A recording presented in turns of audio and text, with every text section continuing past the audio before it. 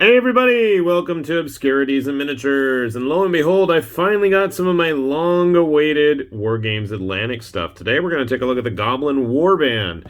Now, just looking at the artwork immediately makes me think vintage Tolkien, early D&D, kind of classic fantasy tropes. And, what, the paint job and the style of the bodies is definitely giving me the very same vibe. So, we get 30 of these in a box. That's nice. And you'll notice that he is riding around on the spider, which it says right here you can actually use. Sadly, in order to do that, we're going to have a few bow-legged goblins. But you know what? It's not like goblins are bastions of good health anyway, so leave them to it.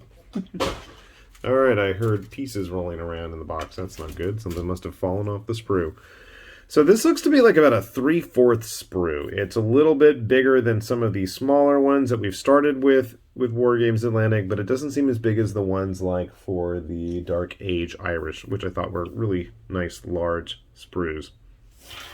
So you can see here we have a few bodies that are already put together. For me, that's not a problem. I mean, you certainly don't have to use them as goblins.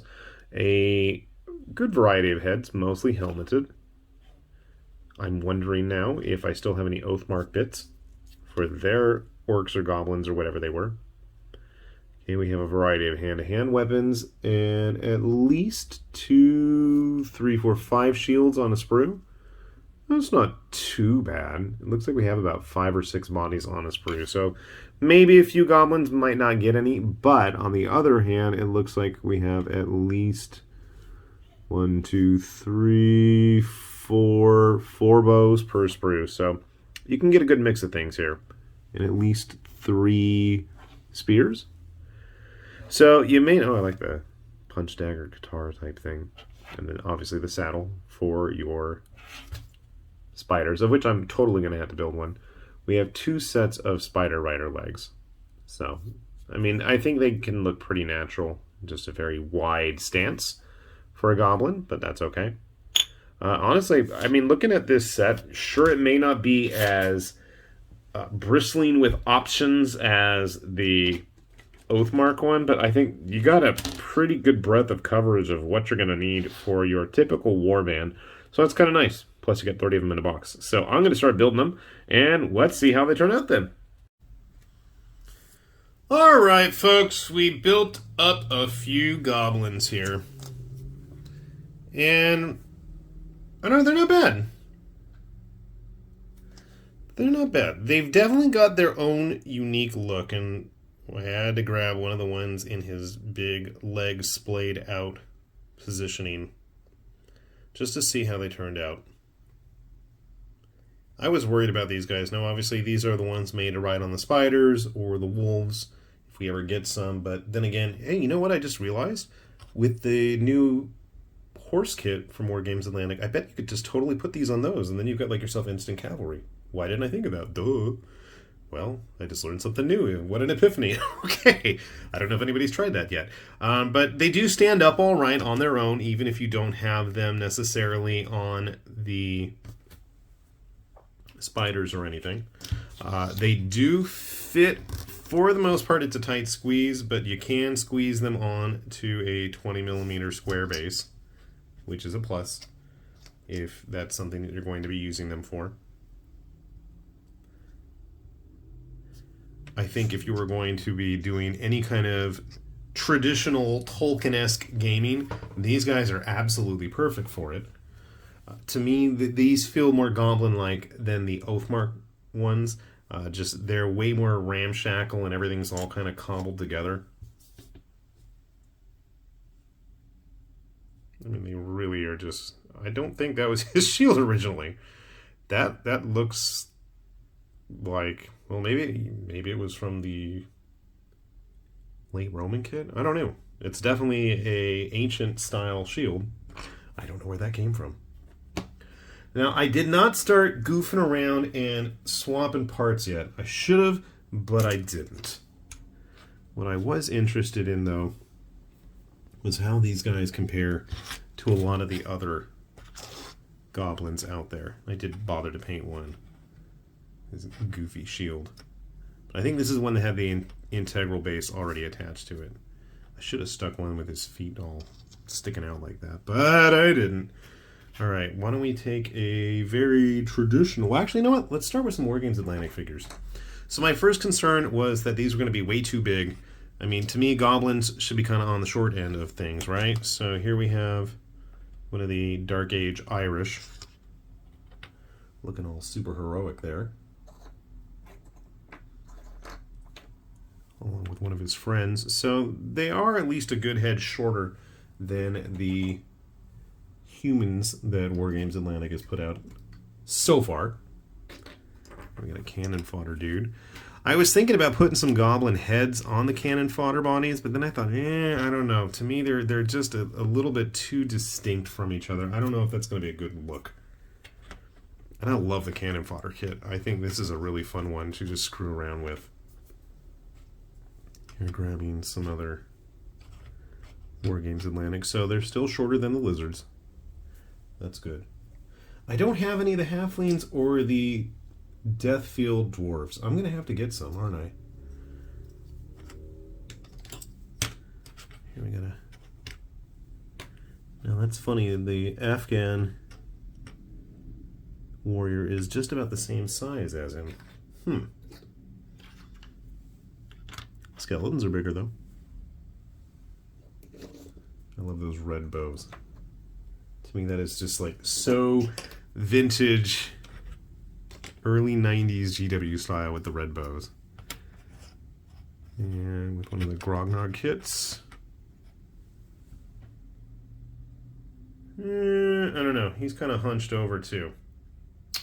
So far, it seems like, size-wise, maybe the cannon fodder are more bigger, but I think it's really going to depend on what you're using them for. And I don't know. Maybe you're going to want to have... I was thinking maybe get some of these guys with some guns from some of those kits, but then I thought, you know, their arms, they're all bare armed. They don't have any sleeves or anything, so that's going to be kind of an issue, I thought. I just want an excuse to show off my painted Wargames Atlantic stuff, I think. Here, grabbing some other goblins, which may or may not look familiar to you.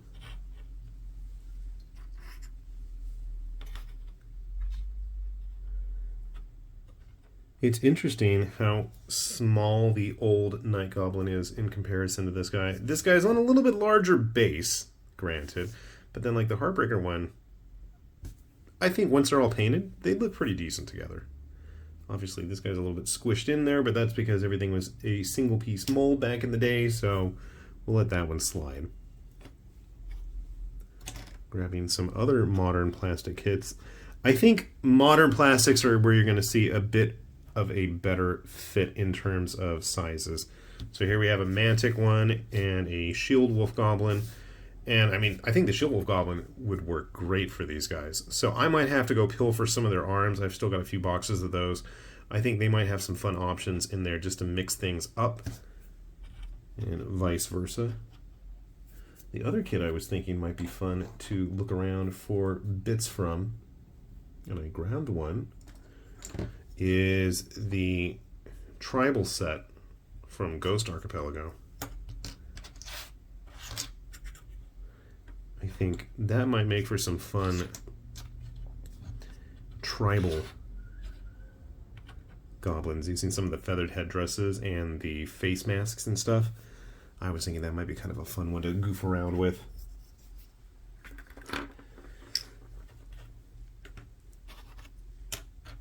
Just for a couple more points of reference on size, if you wanted to have these with some Reaper humans, if you wanted to have these with Frostgrave or Stargrave style models.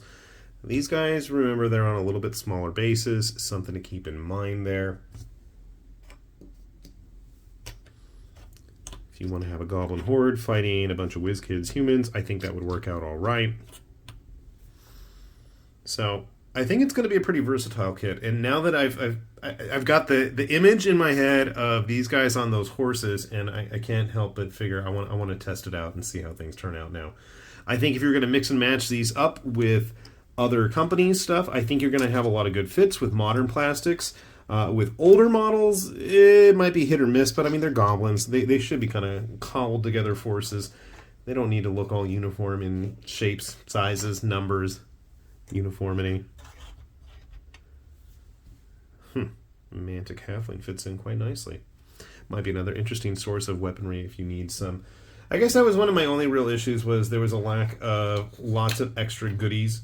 And I don't know if it was because of the saddles are on the sprues. It's hard to say. But I think like with most kits that Wargames Atlantic puts out on those smaller sets, they give you a lot of bang for your buck. And hopefully we'll see some expansion stuff in the near future. I know they've kind of looked at what's selling and what's not. So hopefully these are going to hit the mark with the people that are in need of a variety of nice little goblins. Because I certainly think that's what you're going to get from this box. And much like all the other Wargames Atlantic fantasy stuff that we've seen so far, I don't have any of the halflings, but you know, like if you wanted to make some fantasy lizardmen, I thought I painted some fantasy versions. I don't know where they are at the moment. Mixing them and integrating them, I think we're almost getting to the point where you could pretty much almost run a full Wargames Atlantic fantasy style skirmish game, which is kind of cool, especially if you start mixing and matching with other companies as well. So something to always look forward to. And I'll be honest, I am always looking forward to what new stuff we have coming from these guys, especially since they started getting this stuff manufactured in the US, which makes things a lot easier for us who are already in the States. Apologies to everybody who's not, but, you know, I know shipping just sucks in general. We'll put a link down below to Wargames Atlantic's site if you want to take a look at the stuff yourself. They are usually running some good deals, and you can find yourself a whole big old pile, especially if you're looking to make a bulk purchase. They usually make it very worth your while in that regard. So do take a look. With that said, this has been High Lord Tamberlane with Obscurities and Miniatures, saying thanks for watching, and we will see you back here soon. Bye-bye.